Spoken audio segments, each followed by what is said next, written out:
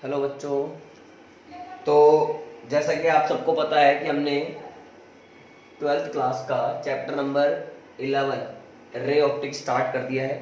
और अगर twelfth board के पॉइंट ऑफ व्यू से देखें तो चैप्टर नंबर 11 और चैप्टर नंबर जो 12 है यानी ऑप्टिक्स जो है, बोले तो ऑप्टिक्स जो है रे प्लस वेव यानी रे ऑप्टिक्स चैप्टर नंबर 11 और वेव ऑप्टिक्स चैप्टर नंबर 12 दोनों मिलाकर के हमारे बोर्ड में 9 मार्क्स कैरी करते हैं। यानी काफी इंपॉर्टेंट पॉइंट है, काफी इंपॉर्टेंट चैप्टर है। तो आज हम चैप्टर नंबर 11 के बारे में कुछ बेसिक जानकारी यहाँ पर लेने वाले हैं बच्चों। ठीक है, तो जरा समझते हैं। तो रे ऑप्टिक्स जो चैप्टर है, सबसे पहले मैं इसमें रे के बारे में ही जानना चाहूंगा कि इस रे से क्या मतलब है। अगर हिंदी में इसको कहना चाहूं तो किरण, चैप्टर का नाम हो गया किरण प्रकाशिकी। क्लियर? तो रे से क्या मतलब है ये मैं जानना चाहता हूं, ये रे क्या होती है। तो देखना बच्चों, रे जो होती है, रे कुछ भी नहीं है। रे अपने आप में एक इमेजिनरी स्ट्रेट लाइन होती है which shows the direction of propagation of light. कहने का मतलब ये हुआ कि सर जो रे होती है, जो किरण होती है, वो एक काल्पनिक रेखा होती है जो प्रकाश के संचरण की दिशा को प्रदर्शित करती है। यानी अपने आप में ये एक इमेजिनरी यानी काल्पनिक इमेजिनरी स्ट्रेट लाइन होती है। शाबाश। क्या होती है बच्चों? इमेजिनरी स्ट्रेट लाइन होती है जो क्या शो करती है? Direction of propagation of light. कहने का मतलब देखिए, हिंदी मीडियम वाले विद्यार्थी को भी समझ में आएगा। यानी ये एक काल्पनिक रेखा होती है जो लाइट के संचरण की दिशा को प्रदर्शित करती है, उसे हम कहते हैं रे। क्लियर है? अब बात आती है कि सर रे तो हमें समझ में आया, अब ये लाइट क्या होता है, जरा लाइट के बारे में भी चर्चा हो जाए। बिल्कुल। तो देखिए लाइट, अब लाइट जो शब्द लिखा हुआ है वो क्या है बच्चों? लाइट अपने आप में एक एनर्जी का फॉर्म होता है। यानी लाइट कुल मिलाकर के एनर्जी होती है जिसकी वजह से हम ऑब्जेक्ट्स को देख पाते हैं। यानी लाइट अपने आप में, light is the form of energy. अच्छा, एक बात और कह सकते हैं कि सर लाइट में काफी कुछ प्रॉपर्टीज होती हैं जो कि हमें पढ़नी भी है। कुछ प्रॉपर्टी जैसे रिफ्लेक्शन, हिंदी में ही बताऊंगा, जैसे परावर्तन, है ना, शाबाश, और रिफ्रैक्शन। रिफ्रैक्शन का मतलब क्या होता है बच्चों? अपवर्तन। क्या प्रकाश का अपवर्तन होता है? बिल्कुल। अच्छा, डिफ्रैक्शन ये नहीं सुना आपने, लेकिन अब सुन लेंगे चैप्टर नंबर 12 में। इसको कहते हैं विवर्तन, डिफ्रैक्शन। और इंटरफेरेंस, इंटरफेरेंस इसको कहते हैं व्यतिकरण हिंदी में। पोलराइजेशन इसको कहते हैं ध्रुवण। अच्छा, हमें अभी इनसे मतलब नहीं है क्योंकि ये चैप्टर नंबर 12 में हम लोग सीखेंगे। हाँ, अभी इतना दिमाग में रखना है कि लाइट अपने आप में एक एनर्जी का फॉर्म होता है जिसमें काफी कुछ प्रॉपर्टीज पाई जाती है, जैसे reflection of light, refraction of light, diffraction of light, interference of light, polarization of light, photo electric effect आप खुद कहते हैं, कॉम्पटन इफेक्ट आप खुद कहते हैं। क्लियर है? अच्छा, एक बात और करना चाहूं बच्चों, तो मैं ये भी कह सकता हूं कि लाइट में अपने आप में एक स्पेशल प्रॉपर्टी भी होती है जिसको अपन कह सकते हैं हीटिंग इफेक्ट, यानी ऊष्मीय प्रभाव भी दिखाता है। जो प्रकाश होता है वो ऊष्मीय प्रभाव भी दिखाता है। जैसे मैं कहूं कि किसी भी अगर थर्मामीटर को सनलाइट, सूर्य के प्रकाश में रख दिया जाए तो उसमें भरा हुआ जो पारा होता है, जो मरकरी होती है, वो ऊपर की ओर चढ़ने लगती है क्योंकि टेम्परेचर वहां पर इंक्रीज हो जाता है। इसलिए हम कह सकते हैं कि लाइट अपने आप में हीटिंग इफेक्ट को भी शो करता है। बेसिक एग्जांपल, अगर हम जनरली गर्मियों के दिनों में छत पर बाल्टी में पानी भरकर रख दें या ऊपर की टंकियों को देखें तो उनका जो पानी होता है गर्मियों के टाइम में क्या हो जाता है बच्चों? गर्म हो जाता है। तो यही तो बात हुई ना कि यार लाइट जो है वो अपने आप में एक हीटिंग इफेक्ट को भी शो करता है। आई होप इतनी मेरी बात आपको समझ में आ गई होगी। अब जरा चैप्टर में हम आगे बढ़ते हैं। तो जैसा कि मैंने कहा कि रे ऑप्टिक्स में हमें कुछ प्रॉपर्टीज के बारे में पढ़ना है, तो फर्स्ट पॉइंट या फर्स्ट बात जो है वो हम यहां पर शुरू करने वाले हैं, that is reflection of light. समझना, मैं जानता हूं कि 10th क्लास में भी आपने इनको पढ़ा है, लेकिन अब थोड़ा ज्यादा लेवल पर पढ़ना है। तो रिफ्लेक्शन ऑफ लाइट, हिंदी में क्या बोलेंगे बच्चों? प्रकाश का परावर्तन। कौन सा वर्तन? परावर्तन। ये प्रकाश का परावर्तन है। क्लियर है? समझ लो। देखिए क्या होता है परावर्तन, क्या होता है रिफ्लेक्शन। किन्हीं भी दो मीडियम्स को सेपरेट करने वाली, मान लीजिए ये रही, ये मार्कर जो है ये दो मीडियम्स को सेपरेट कर रहा है। बोला ऊपर का मीडियम कुछ और है और नीचे का मीडियम कुछ और है। किन्हीं भी दो मीडियम्स को सेपरेट करने वाली रिफ्लेक्टिंग सरफेस से लाइट का टकराकर सेम मीडियम में लौट जाना, this phenomena is known as reflection of light. कहने का मतलब ये हुआ कि जैसे ये कोई सरफेस है, लाइट आई, टकराई, थोड़ी देर जिंगालाला हुआ और वापस से इसी मीडियम में लौट गई, then this phenomena is known as reflection of light. अगर अपन इसको चित्रकारी से समझना चाहें तो बच्चों कोई बड़ी बात नहीं है, समझने की कोशिश आप करेंगे। मैंने कहा कि ये कोई रिफ्लेक्टिंग सरफेस है। अच्छा, रिफ्लेक्टिंग सरफेस का मतलब क्या हुआ कि सर इसके यहां पर एक फेस पर क्या कर रखी है अपन ने, यहां पे पॉलिश कर रखी है, तो यहां से रिफ्लेक्शन होगा। दिस इज रिफ्लेक्टिंग सरफेस, ये अपनी रिफ्लेक्टिंग सरफेस है। अब जैसे हम कह रहे हैं ये दो मीडियम को सेपरेट भी कर रही है, ऊपर का मीडियम कुछ और है, नीचे का मीडियम कुछ और है। यहां से यहां पर लाइट आएगी, टकराएगी, अंदर घुस नहीं सकती क्योंकि यहां क्या कर रखी है हमने, पॉलिश कर रखी है। लाइट आई, टकराई, थोड़ी देर जिंगालाला हुआ और वापस इस मीडियम में लौट गई। क्लियर है क्या? इसका मतलब ये हुआ कि सर लाइट का किसी रिफ्लेक्टिंग सरफेस से टकरा करके वापस से मीडियम में लौट जाना ही कहलाता है रिफ्लेक्शन ऑफ लाइट। कहने का मतलब ये हुआ कि अगर सर ये रिफ्लेक्शन ऑफ लाइट फिनोमिना है तो इनमें हम ये भी जानना चाहते हैं कि कौन सी इंसिडेंट रे है, कौन सी रिफ्लेक्टेड रे है, और कुछ बातें हैं तो वो भी जरा हमें समझाओ। बिल्कुल बच्चों, तो ध्यान से देखिए, जिस पॉइंट पर लाइट रे टकराती है that point is known as incidence point. उसको क्या कहते हैं बच्चों? Incidence point. हिंदी में बोले तो आपतन बिंदु। कौन सा बिंदु? आपतन बिंदु। अगर मैं इस पॉइंट को ए नाम दूं देन एओ कह सकता हूं इंसिडेंट रे। कौन सी रे? Incident ray. हिंदी में क्या कहूंगा? आपतित किरण। कौन सी किरण? आपतित किरण।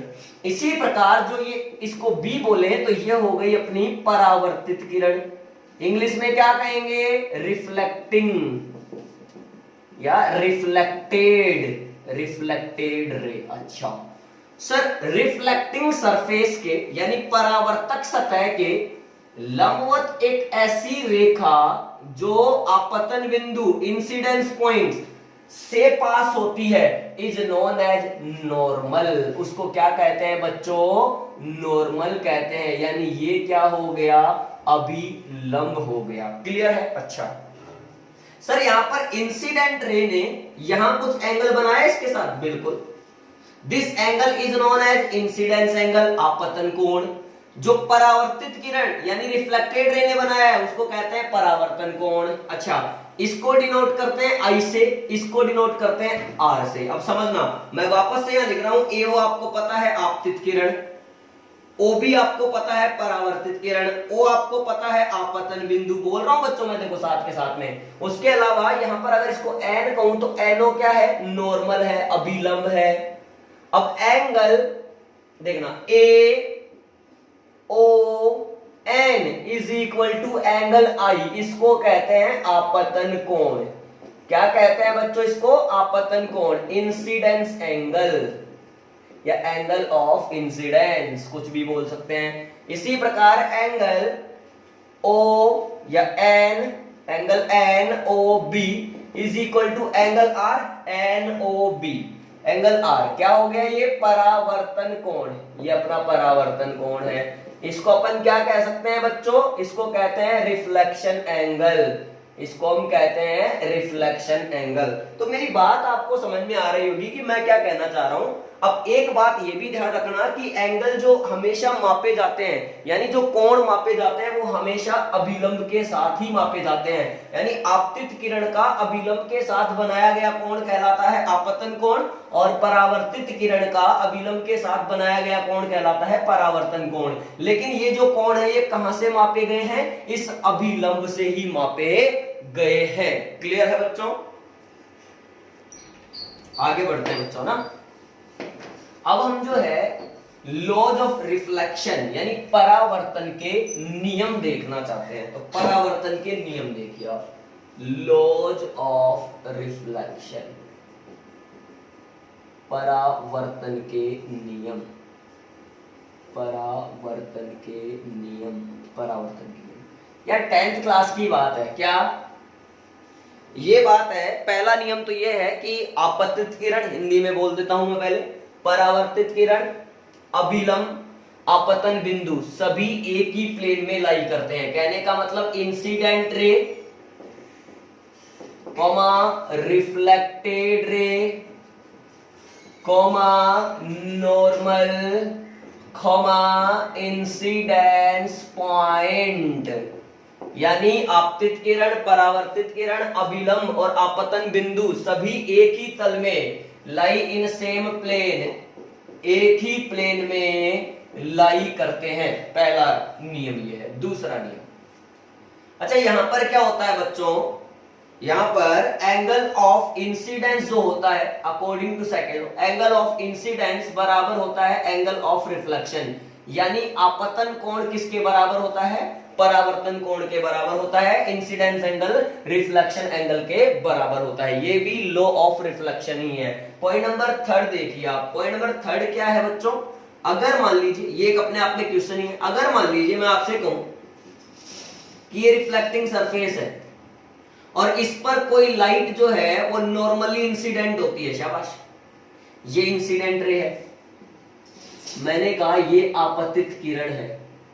अगर कोई लाइट रे नॉर्मली इंसिडेंट होती है देन एंगल ऑफ इंसिडेंस, बच्चों जनरली बच्चा गलती करता है, एंगल बताता है 90 डिग्री। लेकिन मैंने आपको क्या कहा था कि जो आपतन कोण और जो परावर्तन कोण है, यानी जो इंसिडेंस एंगल और जो रिफ्लेक्शन एंगल है, वो हमेशा कहां से मापे जाते हैं बच्चों? बताइए कहां से मापे जाते हैं? अभिलंब से। अब अगर नॉर्मल पर ही आपकी रे आ गई है तो फिर एंगल कितना बनेगा? 0 बनेगा। और इस लॉ के अकॉर्डिंग अगर एंगल I 0 है देन एंगल R भी कितना होगा? 0 होगा। यानी जिस पाथ पर लाइट आई थी वापस उसी पाथ से लौट जाएगी। ये अपना तीसरा लॉ हम कह सकते हैं। क्लियर है? अब एक बात समझने जैसी बात है बच्चों, एक नोट अपन ने बताया है, क्या है देखना भैया। रिफ्लेक्शन ऑफ लाइट जो होता है वो प्लेन सरफेस यानी plane reflecting surface, plane reflecting surface बोले तो प्लेन मिरर एक तरीके से, and plane reflecting surface and curved reflecting surface दोनों के लिए ही एप्लीकेबल होता है। यानी रिफ्लेक्शन ऑफ लाइट जो है वो समतल दर्पण और जो वक्रीय दर्पण या गोलीय दर्पण जो होते हैं उन दोनों के लिए लागू होता है। गोलीय दर्पण यानी स्फेरिकल मिरर बोले तो कॉन्वेक्स मिरर, कॉनकेव मिरर, इस तरह से। क्या हम रिफ्लेक्शन ऑफ लाइट उनमें भी पढ़ सकते हैं? बिल्कुल उनमें भी पढ़ सकते हैं। Then we can say that कि reflection of light is applicable in both या for both plane reflecting surface and curved reflecting surface. Is it clear? Okay बच्चों, अब नेक्स्ट आगे देखते हैं क्या है।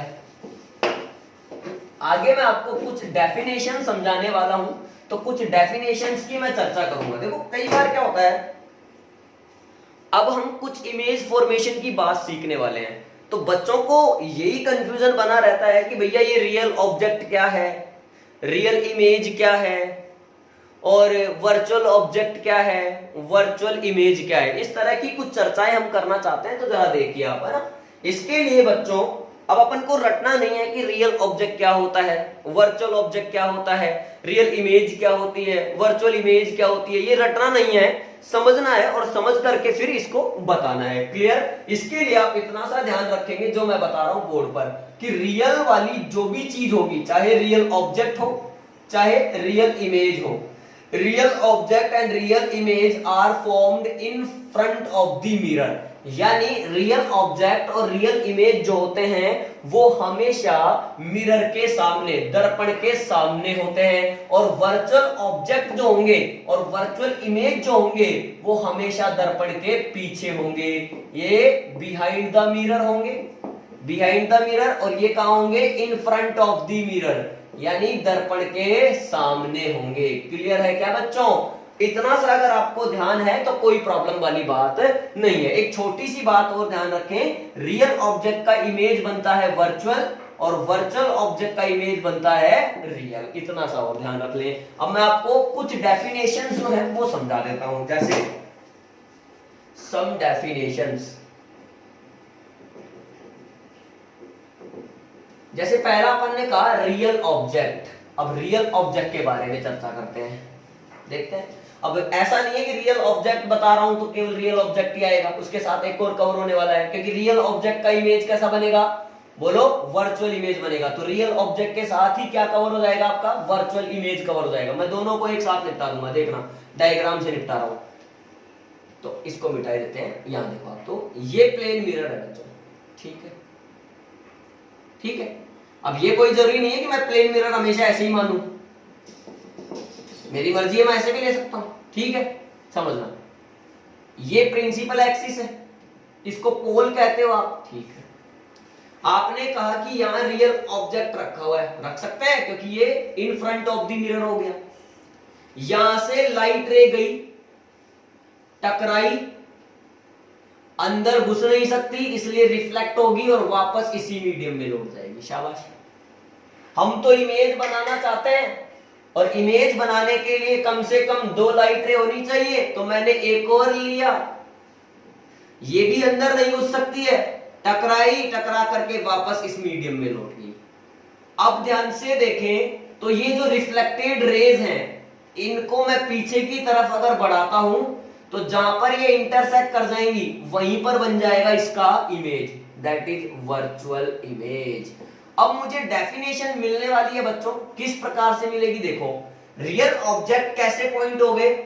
रियल ऑब्जेक्ट ऐसे पॉइंट है जिनसे लाइट रे एक्चुअली स्प्रेड होती है, यानी ऐसे बिंदु जिनसे प्रकाश की किरणें वास्तव में फैलती है, यानी लाइट रेज एक्चुअली वास्तव में फैलती है, वो कहलाते हैं रियल ऑब्जेक्ट। अच्छा, यहां पर देखो, वर्चुअल इमेज ऐसे पॉइंट्स हैं, यहां डॉट डॉट से बना रखा है, वर्चुअल इमेज ऐसे पॉइंट है जहां से light rays appear to spread, यानी फैलती हुई प्रतीत होती है, यानी यहां से केवल फैलती हुई प्रतीत हो रही है, डॉट से बना रखा है, तो देखो ना यार, फैल ही तो रही है और यहां से वास्तव में फैल रही है। तो ऐसे पॉइंट जहां से प्रकाश की किरणें वास्तव में फैलती हैं वो कहलाता है रियल ऑब्जेक्ट, जहां पर फैलती हुई लगती है वो कहलाता है वर्चुअल इमेज। इसी प्रकार से आगे की जो कहानी है वो भी हम देख सकते हैं बच्चों। ये दूसरा पॉइंट देखो आप, क्या क्या बच गया? वर्चुअल ऑब्जेक्ट और रियल इमेज। तो पता है रियल इमेज तो इधर ही आने वाला है, तो मैंने क्या करा? देखो, ये लाइट रे इंसिडेंट करी, ये लाइट रे इंसिडेंट करी, टकराई, टकरा करके इधर आ गई, शाबाश।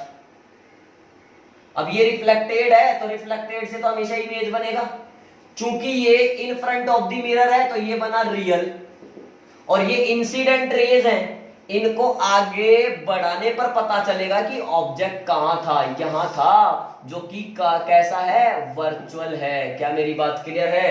अब पॉइंट समझ में आ गया होगा। रियल इमेज ऐसे पॉइंट्स हैं जहां पर लाइट रेज वास्तव में मिलती हैं, देखो मिल रही है, और वर्चुअल ऑब्जेक्ट ऐसे पॉइंट हैं जहां पर लाइट रेज मिलती हुई लगती है, अपीयर टू मीट, यहां actually meet.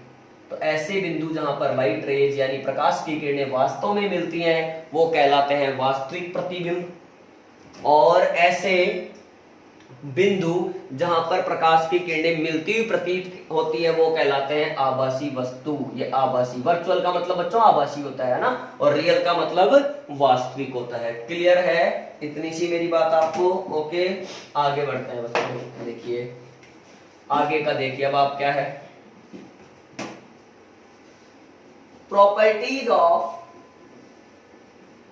Properties of reflection of light through a plane mirror.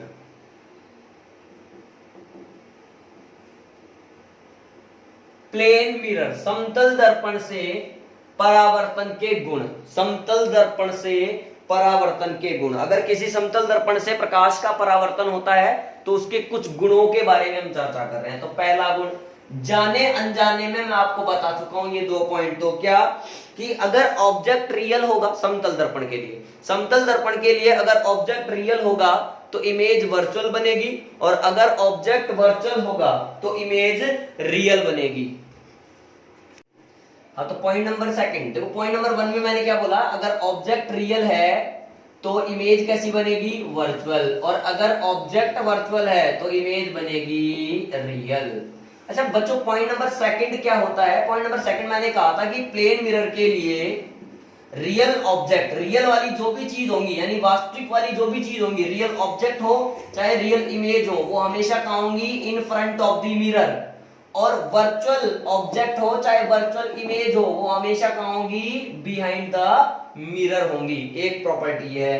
Point number 3, तीसरी प्रॉपर्टी थोड़ी अच्छी प्रॉपर्टी, देखिए क्वेश्चन बन सकता है बोर्ड में 1 नंबर का, कि किसी भी प्लेन मिरर के लिए, समझना मेरी बात को आप, किसी भी प्लेन मिरर के लिए जितनी डिस्टेंस पर ऑब्जेक्ट रखा होता है उससे उतनी ही डिस्टेंस पर इमेज बनती है। तो पहले तो मैं बना लेता हूं इमेज इस तरह से। देखिए आप, टकराई, जिंगलाला हुई और जिंगलाला होकर इधर निकल गई, ये इमेज बन गया यहां पर। क्लियर है? ये इमेज है आई, इसको ओ कह देते हैं, चलो इसको ओ नहीं कह रहे, इसको एम कह देते हैं, इसको एन कह देते हैं। समझ गए आप? अब देखो ध्यान से, अब अपन को इसको प्रूव करना है। आपने ये कहने में कह दिया कि सर समतल दर्पण से प्लेन मिरर से जितनी डिस्टेंस पर ऑब्जेक्ट होता है उतनी ही डिस्टेंस पर इमेज बनती है, यानी आपके अकॉर्डिंग सर ओ एन बराबर होना चाहिए आई एन के, बिल्कुल, या एन ओ बराबर होना चाहिए एन आई के।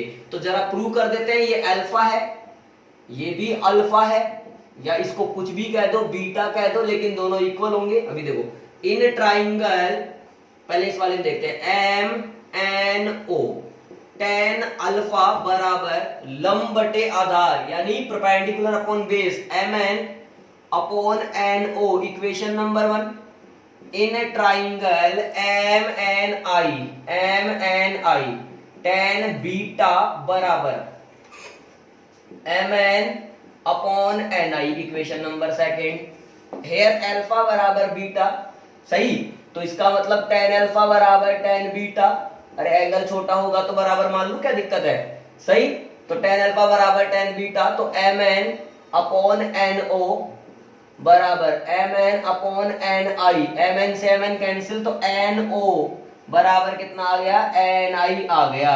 यानी जितनी दूरी पर ऑब्जेक्ट रखा हुआ है उतनी दूरी पर इमेज बना हुआ है। तो distance of object from mirror is equal to distance of image from mirror.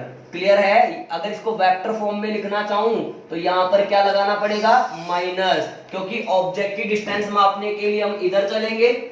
दूरियां हमेशा ध्रुव यानी पोल से मापी जाती हैं। ऑब्जेक्ट की डिस्टेंस मापने के लिए हम इधर चलेंगे तो ये डिस्टेंस आ गई, और इमेज की डिस्टेंस मापने के लिए हम इधर चलेंगे तो एक दूसरे के अपोजिट जाना पड़ रहा है, इसलिए यहाँ पर क्या आ गया, माइनस आ गया। क्लियर है? ठीक है बच्चों, इस वीडियो में इतना ही काफी है। ओके, थैंक यू, धन्यवाद।